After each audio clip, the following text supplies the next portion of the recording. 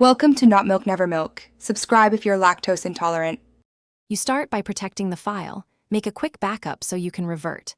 Once done, create a clear target folder and name it. Next, identify the file type so you pick the right method. Archives require extraction, documents may need export, and app bundles behave differently. Make sure you have the needed tool ready, File Explorer, unzip, an app that opens the format. Now open the tool and prepare to move or extract into that new folder. You now transfer the content into the folder. If it's an archive, extract directly into it, right-click Extract All on Windows, double-click on Mac OS, or run unzip into the target directory on Linux. If it's a single document you want as a folder, open it and export or save as separate files into the folder.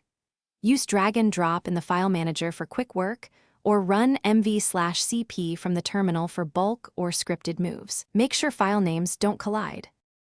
You finish by verifying the folder. Open several files to confirm they work and ensure the structure and names are correct. Once done, set appropriate permissions or ownership so other users or programs can access them. On permission errors, run as administrator or use chmod/chown. Make sure any references or shortcuts are updated to point to the new folder. If everything passes, remove or archive the original backup.